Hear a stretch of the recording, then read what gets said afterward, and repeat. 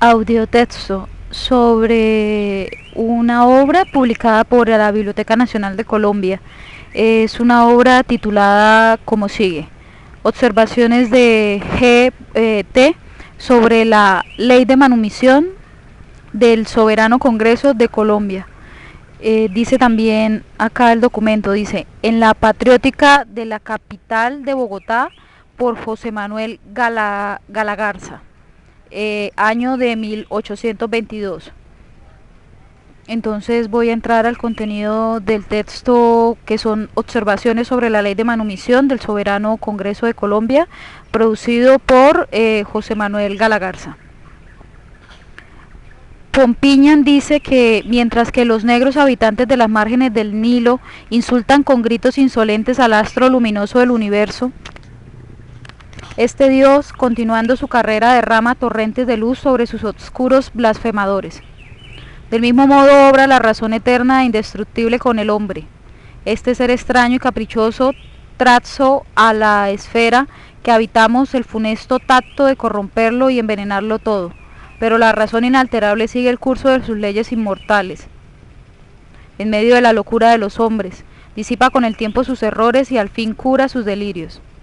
Si el hombre diviniza sus vicios para poblar los cielos de monstruosas deidades y envuelve a la tierra en el tenebroso manto de su fanática imaginación, la mano fuerte de la razón arranca sus raíces, sus rayos a Júpiter, su tridente a Neptuno, su caduceo a Mercurio, y precipitándolos en el abismo de su nada, densa llena de la divinidad, solo la inmensa extensión del universo. Si el hombre estúpido ha erigido tronos sobre la tierra a los Sesostris, Alexandros y Atilas, rodeados de rebaños inteligentes para que saciasen con su sudor y con su sangre sus deseos, sus pasiones y aún sus caprichos brutales, la razón, después de haber hecho desaparecer la ninfa Enuma, la sierva de Sertorio y el ángel de Mahoma, va despertando a las presentes generaciones de su torpe letargo. Y los caducos tiranos sienten que el trono en que los ha sostenido la demencia humana tiembla ya bajo sus pies. Del mismo modo ha triunfado la razón del gran crimen de la Europa cometido contra el África. Cuando la ambición del mundo antiguo abrió el muro del océano, se lanzaron sus habitantes sobre el nuevo, cargados de su codicia, de su ferocidad y de toda la corrupción de 20 siglos que infestaba el primero. La impotencia y las riquezas de los moradores inermes y frugales del segundo irritaron más la sed rabiosa de sangre y oro que devoraba sus corazones.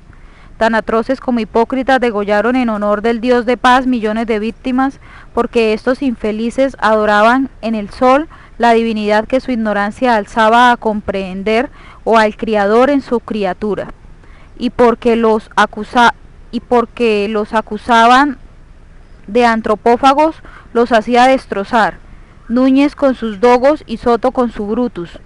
En fin, para acabar de anegar en crímenes a este hemisferio, que será delante el tribunal de la posteridad, el código eterno de la infamia europea, extienden su mano sobre el África y arrancan 12 millones de infelices del reposo de sus hogares, de los brazos de sus esposas y del seno de sus familias. Violencia, engaño, perfidia, nada se omite. Se corrompe al hijo para que entregue encadenado al autor de sus días, en cambio de algunas onzas de tabaco, y al padre para que venda a su posteridad por un collar de vidrio.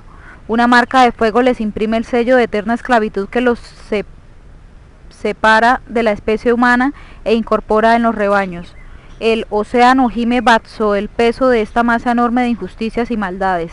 Se transportan a estos infelices cargados de cadenas que penetran hasta sus huesos, apiñados en estrechas prisiones y tratados con una sevicia infernal, para sepultarlos en la noche eterna de las minas de América, o para hacerles labrar la tierra como bestias de carga bajo el duro escorpión que desgarra sus carnes, sin otro crimen que el haberles dado la naturaleza la piel negra y el pelo rizo.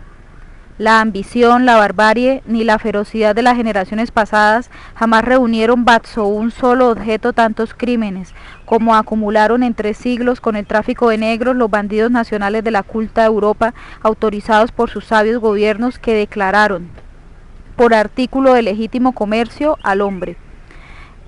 El interés, este gran motor de las máquinas políticas de Europa, dio el primer impulso al tráfico de negros sin atender más que a la conveniencia, seguros de encontrar después pretextos de justicia para cohonestarlo, porque el ingenioso europeo nunca tiene la imprudencia de arrojar la máscara de la moral.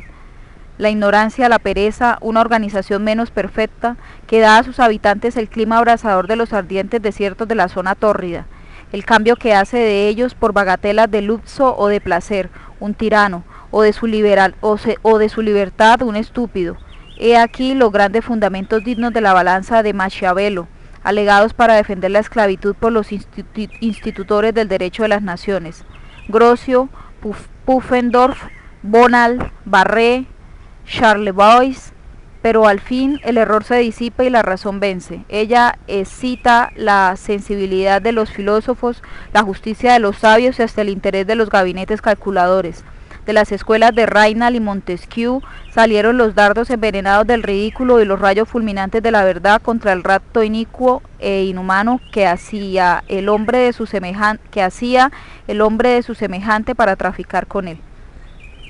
El ojo penetrante de Pitt, que abrazaba siempre un horizonte inmenso, previó que la acumulación de negros en las colonias vendría a darles la preponderancia y el dominio de ellos si oportunamente no se proscribía su tráfico. Él procuró a su nación el honor de este acto luminoso de justicia a pesar de las imputaciones calumniosas de la estúpida codicia. La rectitud filantrópica de Colombia no pudo contentarse con que la Europa hubiese cegado la fuente del mal en el África, deseando al tiempo la extinción del que había causado en la América. Ella quiso depurar cuanto antes su suelo del fango inmundo con que se le había infectado, declarando la libertad de los vientres. Pero este arbitrio parcial no ha llenado todavía la medida de sus deseos, ni los vivos sentimientos del padre de la patria que imploraba la libertad absoluta de esclavos, como imploraría su vida y la vida de la República. Ojalá que las circunstancias difíciles de nuestra situación actual nos hubiesen permitido aplicar de un solo golpe la cuchilla a este cancro político sin el temor de funestas consecuencias. Pero el Congreso de Colombia se ha visto en la dolorosa alternativa o de dar una conmoción violenta al Estado, adoptando un justo rígido sobre la libertad de los esclavos, o continuar por algún tiempo en la injusticia del régimen antiguo. Tan inextricable es el abismo de la esclavitud en que no se puede penetrar sin encontrar precipicios por cualquier sendero que se tome. Si atendemos a la humanidad, la voz imperiosa de la naturaleza reclama la libertad absoluta de los esclavos, mas si reparamos que estas víctimas miserables son los fundamentos de nuestro edificio social, que el sudor del infeliz negro es la sangre que ha vivificado a este cuerpo político, que no hay riqueza general ni individual, ni establecimiento común y particular, piadoso o literario, que no estén fundados sobre el esclavo, la equidad y la justicia no se atreven entonces a echar por tierra a un tiempo templos, colegios, hospitales, hospicios, monasterios, etcétera, y asumir en una espantosa miseria a innumerables familias que sin culpa suya tienen vinculada su subsistencia en este patrimonio de iniquidad. El gobierno pasado puso en circulación esta especie de moneda ilegítima y no sería razonable que el presente, que ha entrado en los derechos y la responsabilidad del antiguo, la amortizase en manos del poseedor. El Congreso ha sentido el peso enorme de estos inconvenientes, de modo que al mismo tiempo que quiso extinguir la propagación de los esclavos libertando los partos, ha procurado medios de indemnización a los amos. Pero yo creo que el vehemente deseo de hacer el bien ha turbado en su mano la balanza, en perjuicio del propietario y también con detrimento de la República. El célebre Deprat tiene a la esclavitud por una cosa tan perfecta que es igualmente peligroso hablar del remedio como del mal. La supone una cuestión de Estado, sujeta a las leyes de la vecindad, cuya decisión, dice, pertenece a todos los pueblos establecidos en las colonias que se hallan en la misma línea de posición e intereses. De modo que en su concepto no puede ser abolida por unos y conservada por otros sin los más graves inconvenientes para los segundos, y que así como ningún hombre podría tener el horrible derecho de darse la peste en el centro de la ciudad, tampoco puede un gobierno tomar la iniciativa peligrosa de la manumisión en medio de otros pueblos plagados de esclavos, porque vendría a ser el asunto de sus reflexiones, el objeto de sus pensamientos y el fin de todos sus votos. En mi sentir no tiene por este aspecto la resolución del Congreso sobre la libertad de esclavos ni la expansibilidad ni las funestas consecuencias que anuncia este sabio, pero es necesario oponer a la fuerza vigorosa que dan a sus reflexiones su expresión y bien merecido concepto público, otras no menos concluyentes, que él mismo emplea en defensa de los amigos de los negros.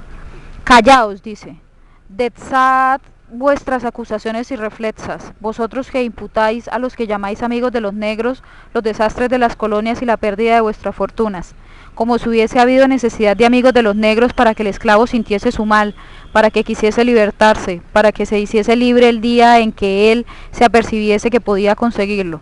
La naturaleza es más antigua que los gobiernos filantrópicos amigos de los negros y no tiene necesidad de sus socorros para hacerse sentir y para orar. Entiendo que se acaba la cita del sabio, aquel que refiere el autor de las observaciones. Volveríamos al contenido propiamente de las observaciones. La naturaleza, en efecto, ni los celotas ni Espartaco necesitaron de estos estímulos para romper sus cadenas y empujar hasta los bordes del precipicio a Esparta y Roma, ni Cristóbal para levantarse del cieno de la esclavitud y sentarse sobre el trono de Haití. Necesitó ejemplos de manumisión. El trueno de la insurrección de Santo Domingo ha resonado en medio de más de 5 millones de esclavos que gimen en las Antillas y continente americano. Sin embargo, continuaron con su yugo los que se sintieron sin fuerzas para sacudirlo. El esclavo no lo rompe por imitación, sino por naturaleza. Superfluos son los petcelos si lo puede quebrantar, e inútiles si no lo puede. Haciéndole una corrección a la escritura, yo estoy haciendo lectura textual, es una lectura de la época, voy a hacer una corrección para que se pueda entender. Superfluos son los ejemplos si lo puede quebrantar, e inútiles si no lo puede. Libre de tales temores el Congreso, porque se hallaba convencido de esta verdad, el primer objeto que llamó su atención fue la manumisión de los esclavos, pero al mismo tiempo que veía la obligación de aliviar a esta clase de la sociedad degradada y afligida, advertía la necesidad de conciliarla con el interés del poseedor y de no vulnerar sus derechos. Bien conocía el Congreso que el hombre no podía ser propiedad del hombre, que solo la bárbara sevicia de la guerra había autorizado al vencedor para escribir con su espada el derecho de esclavitud sobre el vencido, y que la rapacidad de las posteriores instituciones políticas subrogó a la pretendida facultad de degollar o encadenar para siempre al rendido, el abominable tráfico de negros. Pero tampoco ignoraba que esta no era la obra de los actuales propietarios, sino del gobierno pasado, a quien tocaba la responsabilidad como el crimen que es el de tal naturaleza la miserable condición del hombre, que no siempre es susceptible de todo el bien que necesita, ni sus establecimientos de la perfección que les conviene, que por lo mismo en política lo bueno y justo no siempre es justo y bueno, como en la hacienda pública 2 y 2 no hacen siempre 4, y por consiguiente que aunque la naturaleza y la moral reclamen la libertad de esta ultrajada porción de nuestra especie injustamente oprimida, no puede verificarse mientras que no se indemnice la buena fe y la inculpabilidad de sus actuales poseedores, y hasta que no se sustituyan al edificio del Estado otros apoyos en lugar de estas bases que han hecho su principal fundamento, para que no venga a tierra. Parece que la ley de manumisión dictada por el Congreso no llena plenamente estos deberes. Ordena, primero, que desde el día de su publicación sean libres todos los hijos de las esclavas que nazcan en adelante. Segundo, que los dueños de estas tengan la precisa obligación de alimentarlos, vestirlos y educarlos hasta la edad cumplida de 18 años. Tercero, que no se pueden vender a los esclavos actuales fuera del territorio de Colombia. Cuarto, ni tampoco dentro del de la provincia en que se hallen, separando a los padres de los hijos, hasta que estos lleguen a la edad de la pubertad. Quinto, y que para extinguir gradualmente dentro de pocos años la esclavitud se establezca un fondo de manumisión compuesto. Compuesto de la siguiente manera. Primero de 4 en cuanto al orden de cómo debería ser compuesto aquello del fondo de manumisión compuesto. Primero, de un 3% sobre el quinto de los que mueren dejando descendientes legítimos. Segundo, el mismo 3% sobre el tercio si el heredero es ascendiente. Tercero, otro tanto del total de los bienes si fuese colateral. Y cuarto, y el diezmo de toda la herencia si son instituidos en ella los extraños. Bueno, el fin de esa parte. Ahora bien, no vulnera esta ley los derechos del propietario, no compromete la tranquilidad pública, y en un objeto de tan grande trascendencia, ¿no habrá encontrado el Congreso arbitrios más provechosos para los mismos esclavos, menos perjudiciales y gravosos para los poseedores, de consecuencias ventajosas y no funestas para la República? Si al labrador se le permite que disfrute únicamente de la cosecha pendiente de su campo, con prohibición de que lo siembre en lo sucesivo, si al pastor se le dexa la propiedad de sus rebaños, privándole de su derecho a las crías, con la obligación de alimentarlas y cuidarlas, si al dueño, en fin, se le limita el dominio y uso de sus cosas, ¿habrá quien diga que no se vulneran los derechos de esos propietarios? Se me objetará al punto que el hombre nace para sí mismo, no para otro hombre, ni para aumentarle sus rebaños, ni para ararle su predio. Se me preguntará, ¿qué derecho tiene el amo sobre el hijo que ha de nacer de su esclava? Se me advertirá también que la injusticia de los primeros esclavizadores se ha transmitido a los últimos poseedores. No apelemos al tribunal de la naturaleza, porque ahora discutimos delante del de la política. Cuando el gobierno español trasplantó a la América a los habitantes del África como esclavos, los introdujo en las colonias como cosas de comercio, sin persona, sin derechos, sin sensibilidad, con toda aquella degradación inventada por las necias cavilaciones de la legislación romana y visionaria publicistas. La presente generación se ha encontrado en la posesión de esta propiedad adquirida por las generaciones pasadas con autoridad del gobierno. El vasallo no es responsable de la usurpación del soberano, como no lo es el soldado de la sangre inocente que le hace derramar su jefe. Las consideraciones de conveniencia pública que ha tenido el Congreso para reconocer a los esclavos actuales por una propiedad del amo, dan a éste sobre el parto de su esclava el mismo derecho que tiene el dueño a las acreencias de su fundo, y las que le han impedido manumitir a los padres esclavos sin indemnizar a los amos, resisten declarar ingenuos a los hijos sin igual compensación. El que por un rigorismo de justicia grave con la responsabilidad del primero que encadenó al africano, al que actualmente posee su descendencia, también dirá que debemos restituir a la posteridad de Montezuma o del Inca la patria y libertad de que le despojaron nuestros mayores. Seamos justos con los esclavos sin dejar de serlo con los amos, pero parece que la viva compasión del Congreso por la suerte infeliz de los primeros le ha hecho olvidar la justa reparación de los segundos, al mismo tiempo que les niega la adquisición de los aumentos de su propiedad, los recarga con la gravosa obligación de alimentarlos, vestirlos y educar hasta los 18 años a los hijos ya libres de sus esclavas, y por toda compensación les concede durante dicho tiempo aquel servicio que prestaría cualquier doméstico sin el dispendioso gravamen de criarlo desde su infancia. Un cómputo exacto de lo que le va a costar al amo la manutención de esta numerosa sucesión manifestará también el perjuicio enorme que le causa la ley imponiéndole esta pensión. Desde que nace la criatura ya necesita de abrigo, curar sus enfermedades y dispensarle a la madre mucho tiempo de trabajo para que la alimente y la cuide. La estimación más moderada que por esta razón puede hacerse es de 1 peso mensual en los 3 años primeros, que darían 36 pesos. En la totalidad de los 3 años primeros, 36 pesos. Desde esta edad en que come y viste medianamente el hijo y también piden asistencia a sus enfermedades ordinarias hasta los 10 años, se calculan 22 pesos por año a razón de medio real diario. Los 7 años producen 154 pesos. Los 8 años restantes en que se necesita el alimento de un hombre y otros auxilios no pueden regularse en menos de 44 pesos por año a razón de 1 real diario. Todos componen 352 pesos. Desde la infancia necesita el hombre de mayor costo en su vestido para cubrirse según crece en edad. Para evitar un cómputo minucioso se regulan por esta razón únicamente 100 pesos.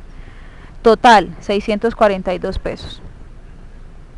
Abónense a este gasto los jornales desde 12 años en que comienza el negro a trabajar, aunque de poco provecho, y mucho menos si es mujer, a razón de 1 real diario hasta los 15 años y de 2 reales hasta los 18 según costumbre. En 304 días útiles importan 342 pesos. Avanzo en perjuicio del amo, 300 pesos. Adviértese que en este cálculo se le datan siempre al negro todos sus jornales. Sin embargo, de que por algún accidente, muy frecuente entre paréntesis, no trabaje para el dueño parte del tiempo que debe permanecer en su poder o todo él. Pero todavía incluye la ley otros inconvenientes que debían haberse tomado en consideración. Si es mujer a la que sustenta el propietario, ella es puber a los 12 años y puede tener 4 hijos hasta los 18. Deberá alimentarlos el amo de la madre, supuesto que tiene obligación de mantener a ésta y que no es justo que perezcan. Los primeros seguirán a sus padres cumplido el plazo de estos, sin haber recompensado al dueño, porque la ley no ha querido indemnizarle de esta nueva pensión que recarga la masa enorme de sus perjuicios.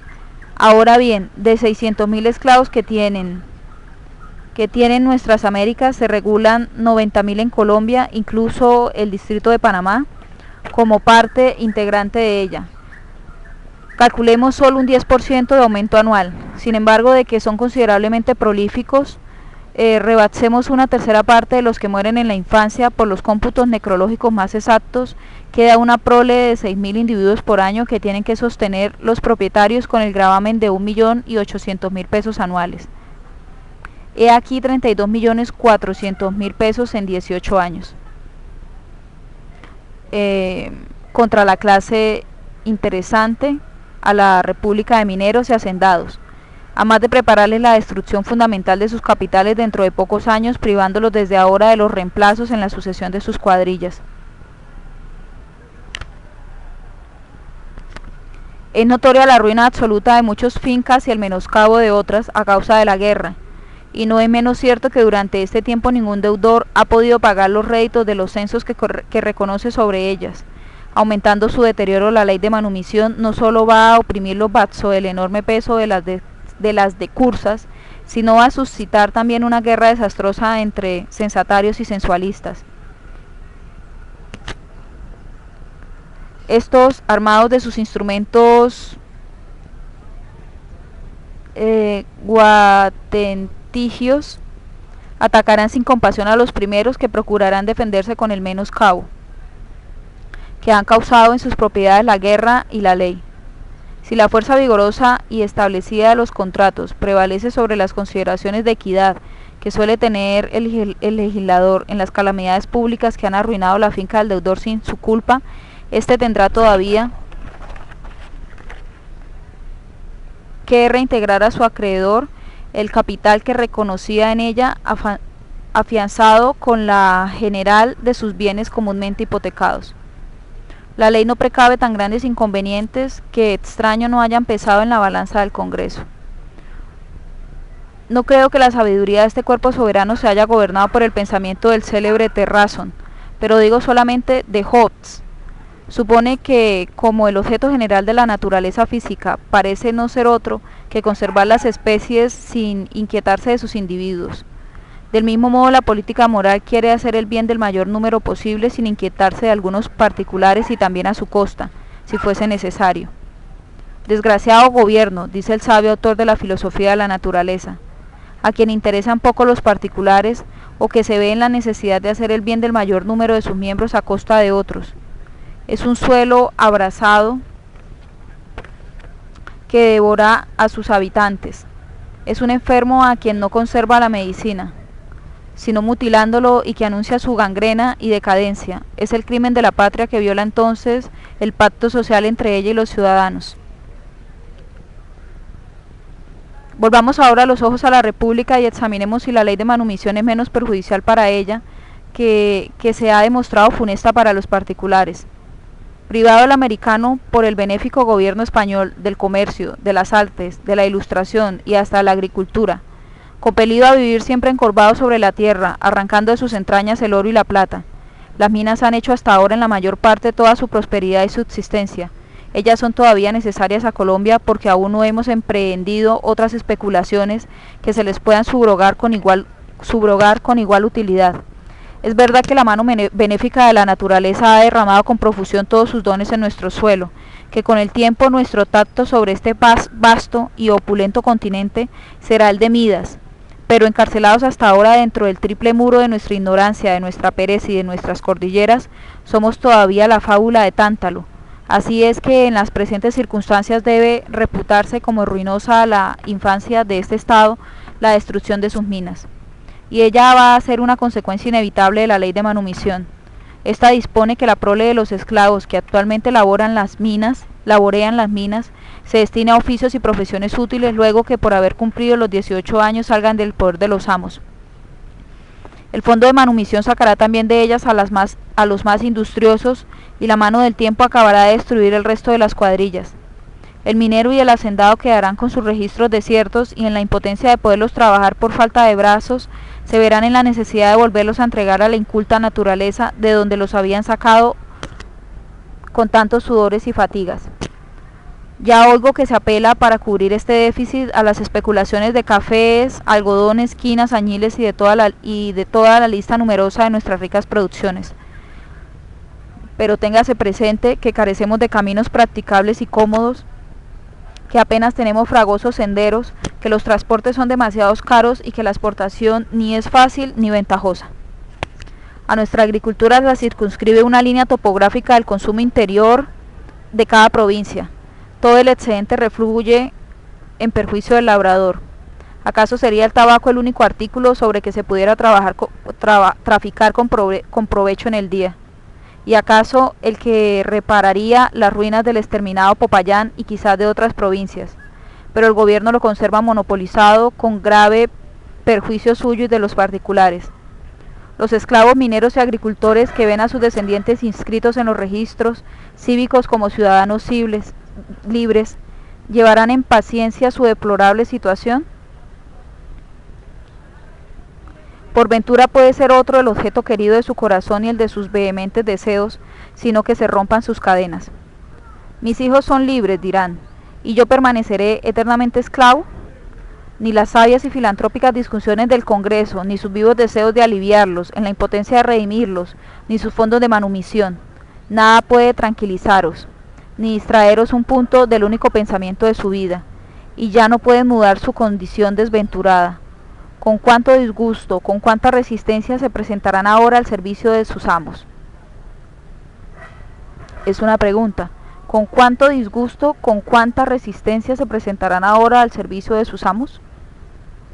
¿Y cuánto no disminuirá esta repugnancia a sus antiguos productos? Todo conspira a precipitar la ruina del desgraciado propietario. Los impuestos sobre herencias destinados para la causa de manumisión,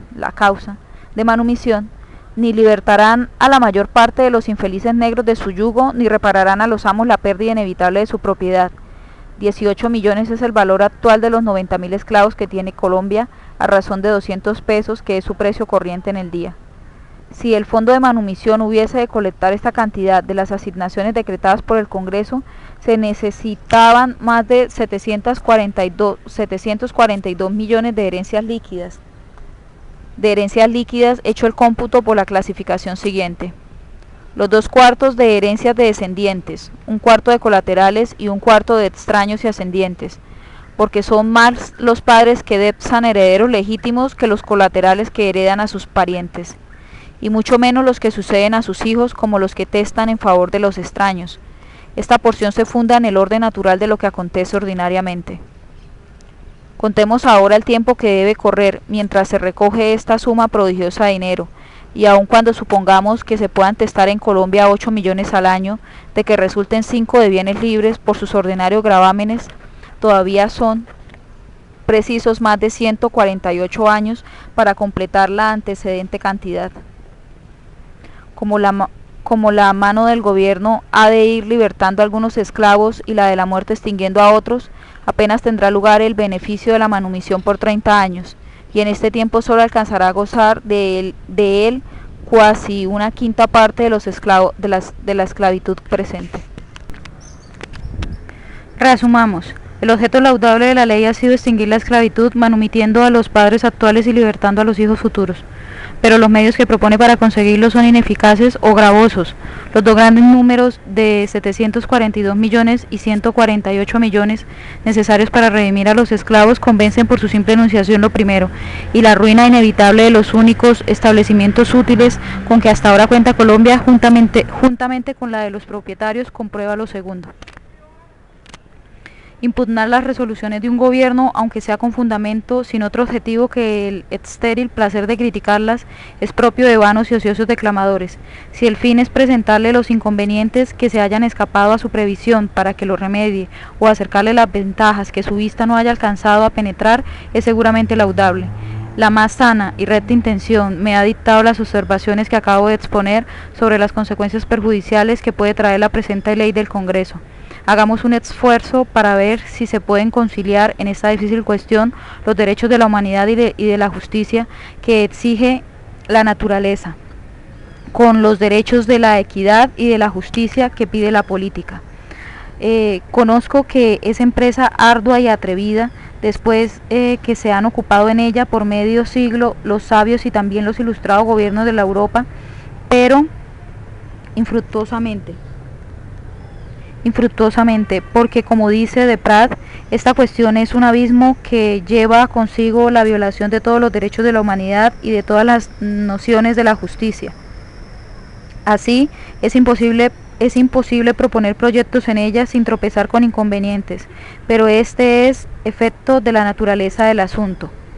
Indicaré ligeramente los arbitrios que en mi concepto ofrecen menos, y si en el ámbito del público no hubiesen igual estimación, in magnus et voluese ad sat es, latín. Bueno, la esclavitud es una llaga envenenada, como la llama Deprat, de que adolece este cuerpo político. Remedios tópicos no alcanzan a curarla y tal vez sirven de irritarla. Intentar destruirla amputando una parte principal que la padece sin la urgencia precisa de salvar el todo por no emprender una prolipsa y costosa curación es inhumanidad y culpable abandono. Así espero de mis lectores que no desprecien a primera vista sin detenidas reflexiones el proyecto de manumisión que voy a indicar brevemente. Justo para el propietario, ventajoso a los esclavos y por varios respectos útil a la República, aunque parezca intrincado y dispendioso. El Estado adolece de esta enfermedad perniciosa, su salud nos es preciosa y no hay que economizar ni gastos ni trabajo para procurársela. Paso a proponerlo. Propuesta. Primero, declare el Congreso la libertad absoluta de los 90.000 esclavos que tiene actualmente Colombia. Segundo, reconozca como deuda nacional los 18 millones de su valor en favor de los dueños. Tercero, pague religiosamente el interés de un 3% anual hasta que pueda la República redimir el principal. Cuarto, y declare por ahora en estado de minoridad a los negros que acaba de libertar. Por el primer artículo cerraremos una de las grandes heridas hechas al género humano. No afectarán más nuestra sensibilidad las quejas amargas de la humanidad. Por el segundo satisfaremos a un deber de equidad, sería a un deber de equidad, pero estoy leyendo textualmente, y de justicia conmutativa, consultando al interés del propietario y a la permanencia de todos los establecimientos públicos, piadosos y políticos. Y aunque la enajenación de esta especie de propiedad no sea espontánea sino necesaria, no se hace violencia al poseedor de una cosa que no puede estar en el comercio de los hombres y cuya buena fe queda compensada con el equivalente. A más de que no hay en el día un solo amo que no quisiera salir de sus esclavos de cualquier modo que pudiese conseguirlo. El tercero exige mayor explanación. Desde luego se me preguntará, ¿de dónde puede sacar el Estado un interés tan enorme de 540.000 pesos anuales? ¿Por qué motivo se rebasa el rédito a un 3% hallándose establecido al 5%? Y últimamente, ¿por qué se grava la República con esta deuda y de qué modo podrá satisfacerla? En cuanto a lo primero, no tocaré en un solo cuadrante de las rentas disponibles que tiene establecidas actualmente el Estado, solo porque sus urgencias presentes merecen absoluta preferencia, sobre todo gastos, no porque carezca de grande importancia el objeto indicado a que podían destinarse justamente. Comenzaremos por el fondo de manumisión establecido por el Congreso. Hemos supuesto que se puede testar por año 8 millones en todo el Distrito de Colombia y que de estos resulten 5 de herencias líquidas por los ordinarios gravámenes de toda testamentaria. Esta regulación es excesiva, pero como rebasándola crecía el tiempo de la contribución necesario para la extinción total de la esclavitud que se proponía la ley, quise elevarlo a su máximo posible. Ahora que se trata de un cálculo exacto, redúzcanse únicamente las herencias líquidas a 4 millones. Estos producen por lo anterior clasificación 97.000 pesos. Antiguamente se exigían 2 pesos de señoreaje por cada marco de oro, de que hizo gracia a los mineros el gobierno pasado. El mismo reduzo también por tiempo limitado el otro derecho de quintos y cobró a un 3% de 5 que se cobraban antes. Repónganse ambas contribuciones a su primitivo establecimiento y destínense para el mismo fondo de manumisión. Estas deben ascender a 72.000 pesos, contando únicamente con los 3 distritos auríferos del Chocó, Barbacoas y parte meridional del Valle del Cauca, que según los exactos cálculos de Humboldt producen 18.000 marcos anuales, sin contar con los 25 establecimientos de minas de oro que se trabajan en Panamá, Veragua y Darién. La manumisión absoluta eleva a los esclavos a la clase de ciudadanos, les da libertad, patria, nueva vida y existencia política. La vigilancia paternal del gobierno les procurará educación, ilustración, medios de subsistir y prosperar, como luego se dirá. Si la República va a proporcionarles tan imponderables beneficios, empeñando su responsabilidad, justo es que ellos le retribuyan con una moderada contribución, que servirá para reintegrarle una parte de lo que ha gastado en su favor. Es un hecho que los esclavos, principalmente de minas, anhelan siempre porque el amo les permita trabajar para sí, ofreciéndoles y pagándoles muchas veces un jornal crecido, y que el trabajo de un solo día libre que se les conceda cada semana les es asombrosamente productivo, de modo que les sufraga para vestirse y también para objeto de vicio y de placer. Bazo de estas exactas consideraciones,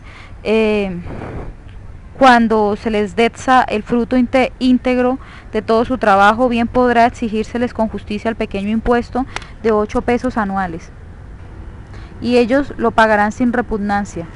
Para darle más exactitud al cómputo, rebasemos de la venta 20.000 esclavos 40.000, de la venta de 20.000 esclavos 40.000, a quienes por su edad o enfermedades no se les pueda exigir la contribución, y los 50.000 que restan producirán 40.000 pesos anuales según la tasa anterior.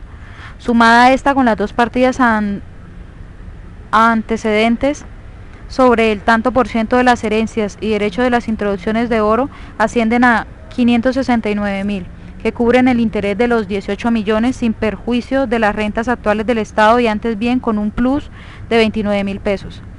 Los productos considerables de las bulas de cruzada e indulto y el respeto debido a la moralidad de los pueblos en sus usos y costumbres deben excitar la atención del gobierno para solicitarlas del Papa.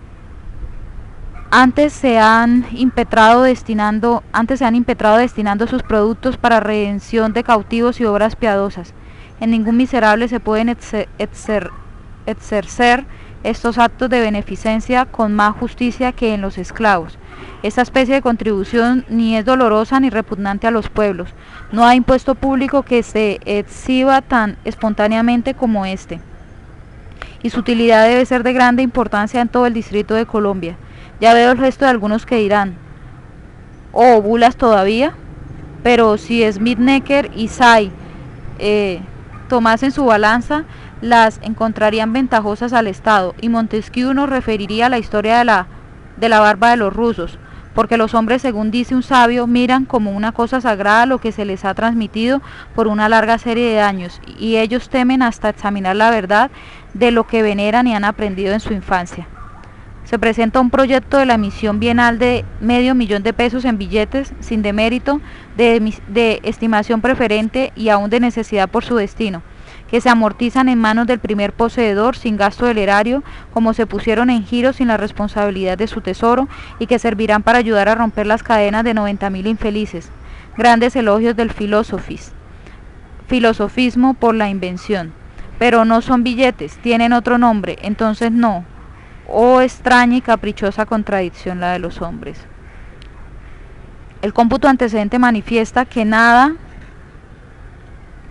lasta la República en la manumisión de los esclavos, y que en realidad más bien se constituye fiador del precio de estos para con sus amos que deudor principal, como suena, lo que me excusa satisfacer el reparto sobre los fundamentos del artículo segundo y entrar en la discusión si es de cargo del gobierno presente, la responsabilidad que contrazo la injusticia del pasado con los miserables africanos, pero no se olvide que sus brazos han sido los principales instrumentos de los establecimientos públicos, de los fondos, riquezas, prosperidad y estado político de Colombia, que la acaba de elevar a la clase de nación soberana. El demérito que actualmente tienen los esclavos ha hecho bazar a tal grado su estimación antigua que no se encuentran compradores ni por los 2/5 de precio ordinario. Son letras de un cambista próximo a hacer bancarrota. Son buques abrumados de que es ventajoso deshacerse antes de que se vayan a pique. Esta sola consideración es suficiente para que los sensualistas se den por bien servidos de salvar a costa de 2/5 un 3% de sus principales, expuestos a perderse íntegramente. Por otra parte, hace mucho tiempo que han solicitado esta misma rebaja a los propietarios, oprimidos con el enorme peso de los censos, cuyas decursas les arrebatan frecuentemente sus fincas, en que también padece la circulación pública, porque estos fondos entran por lo común en el sepulcro de manos muertas. Finalmente, sin agricultura, sin caminos de exportación, sin ningún comercio activo, no hay propiedad que dé un 5%, mucho menos después de la atroz guerra de exterminio que ha desolado por tantos años a los pueblos, especialmente al departamento del Cauca, que es el que posee más esclavos, lo que basta para satisfacer el otro reparo sobre la propuesta del artículo 3. El pupilaje de los esclavos por ahora, a quienes se les da la libertad, indicado en el artículo 4, lo exigen su misma utilidad, el buen régimen de la República y la prosperidad del Estado. Lanzar de repente 90.000 hombres nuevos en medio de una sociedad a que no han pertenecido, sino como rebaños, acabados de sacar del cieno de la esclavitud, indolentes, desidiosos por naturaleza, sin educación, sin propiedades, separados de la necesaria vigilancia de los amos para el arreglo de su conducta, causaría un sacudimiento funesto a este cuerpo político, la caída precipitada de una masa tan enorme en el seno de Colombia. Raynal decía que estos hombres estúpidos, que no habrían sido preparados para esta mutación de estado, serían incapaces de conducirse por sí mismos, que su vida sería una indolencia habitual y no alcanzo a leer, de crímenes. Por desgracia, la experiencia confirma diariamente entre nosotros la previsión de este sabio. He visto cuadrilla de negros que sustrapso del dominio de sus amos, apropiándose todos los establecimientos minerales y útiles de la mina, que bajo el régimen de sus dueños vivían con arreglo en la abundancia, sobrante los alimentos necesarios y aún de placer, con multiplicados vestidos, cargados todos ellos de alhajas de oro y en no pequeño número, y que después de 10 años de absoluta libertad entregados al ocio, al libertinaje y a toda suerte de vicios, robándose, destruyéndose y asesinándose mutuamente, aterrados del espantoso abismo de desórdenes en que se habían precipitado, salieron ellos mismos desnudos, hambrientos, cargados de miserias, de corrupción, supersticiones y crímenes, a implorar la protección y amparo de sus amos. Estos infelices ofrecían un cuadro lastimoso de la mayor degradación y embrutecimiento a que pueda llegar la miseria humana. No haríamos más que extender este negro lienzo sobre toda Colombia, otorgando la libertad a los esclavos, si no tratásemos de hacerlo al mismo tiempo felices y, quién sabe, si, como dice Raynal, desencadenar animales domésticos y convertirlos en bestias feroces. La libertad no consiste en poderse mover a derecha o izquierda, sino en conducir por el camino que guía a la felicidad pública y privada. Para el que ha de abusar de ella, no es un don, sino un tósigo, es el puñal en mano del furioso para que lo clave en su seno y en el de sus semejantes. No alcanzaría la vigilancia del gobierno a sacudir la desidia general de un número tan prodigioso de indolentes, ni a reprimir los excesos consiguientes a su abandono. Un lobo alarma a todos los pastores de la comarca. 90.000, ¿qué harían? No hay que engañarnos, el negro nunca se amalgamará con el blanco, siempre será su enemigo. Son tan opuestos como estos dos colores entre sí. Una rivalidad está en razón de la variedad de sus tintes. Era preciso que el negro Todos Santos fuese contrario del mulato Rigaud, Cristóbal de Petión y todos juntos de Leclerc. La política, la prudencia, la justicia exigen que se concilie su mayor bien posible con el menor mal del Estado. Esta clase es la sola minera y en gran parte agricultura. Entregados los negros al arbitrio de su libertad, abandonarían una y otra ocupación, no solo por su natural inacción, sino por falta de los medios necesarios para continuar en ellas, sin derechos de minas, sin tierras, sin fondos de anticipación para sus establecimientos, no tendrían cómo laborar aquellas ni cultivar los campos, y el Estado recibiría un golpe mortal. Aun cuando algunos de ellos quisiesen sujetarse a trabajar a jornal, que no serían muchos, no habría propietario, por lo menos mineros, que emprendiese esta especulación sin arruinarse. Por consiguiente, los negros vendrían a quedar como hombres a quienes la tempestad arroja desnudos sobre la costa, que luego se ven en la necesidad de pillar e invadir a los vecinos para no perecer. Grandes son estos inconvenientes, pero cuanto mayores sean, deben multiplicarse los esfuerzos para superar las dificultades que ofrezcan los medios de evitarlos, porque a un gobierno laborioso no debe aterrarlo lo arduo de una empresa ventajosa, y tal es la de destinar útilmente a los negros que liberte en beneficio de ellos mismos y de la República, que si no me engaño se puede conseguir del modo siguiente. Hemos empleado a los esclavos en beneficiar con unos las minas y cultivar con otros las haciendas. Primero, disponga el gobierno que los primeros continúen la explotación de los mismos minerales que ocupan, bajo el arreglo de inspección que crea más conveniente establecer. Segundo, para ello compra a los dueños sus registros, entables, herramientas y demás útiles necesarios. Tercero, adjudique a los negros estas fincas en propiedad con calidad de pagarlas sucesivamente del producto de las minas. Cuarto, extienda su vigilancia paternal a su correspondiente moral e ilustración. Quinto, permita únicamente separarse de la comunidad a las familias numerosas que puedan formar un nuevo establecimiento. En cuanto a los demás esclavos, como es regular que los dueños quieran conservar sus predios. Sexto, reúnalos el gobierno en parcialidades, dedique unas a la siembra de tabacos, otras al cultivo de cafés, algodones, añiles, distribúyales terrenos baldíos que también pagarán sucesivamente con el fruto de su trabajo. Séptimo, trate en fin de extinguir el color negro, confinando a las minas y demás establecimientos los vagos y las mujeres ociosas de las grandes sociedades que mantienen la Venus vaga en ellas.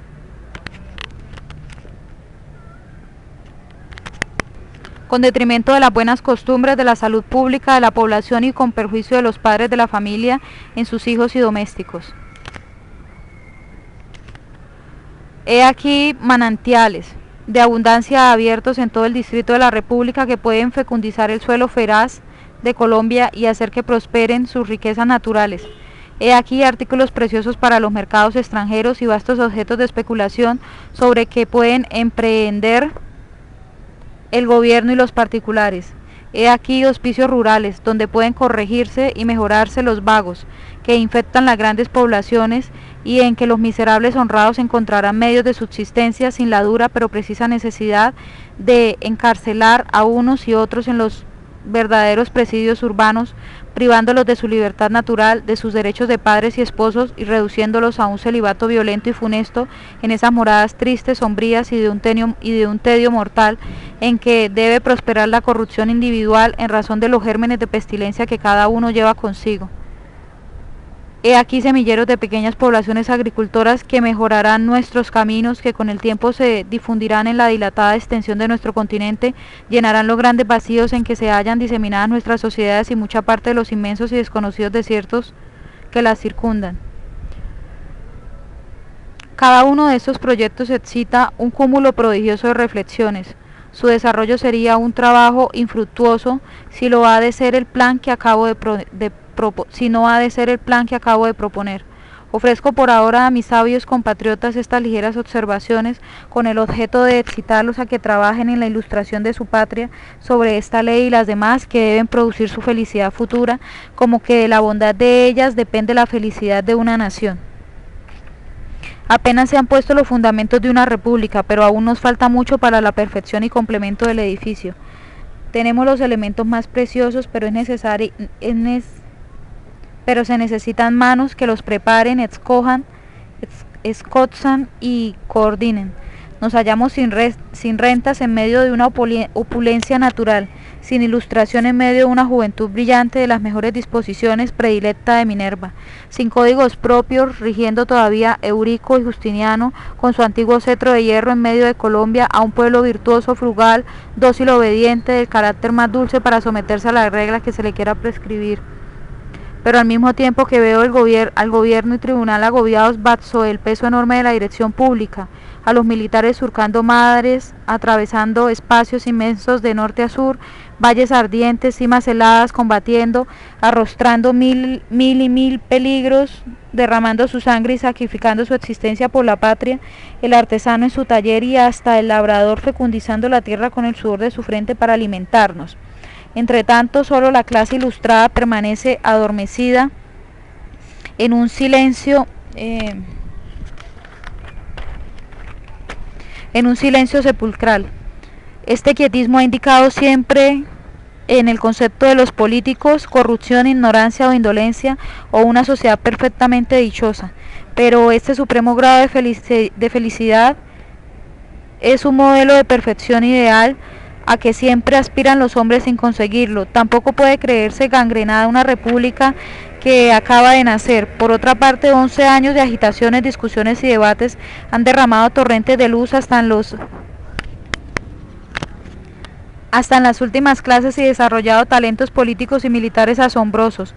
¿Será acaso indolencia? ¿Y se podrá ver con indiferencia una patria que ha sido el único objeto querido de nuestros votos por tantos años?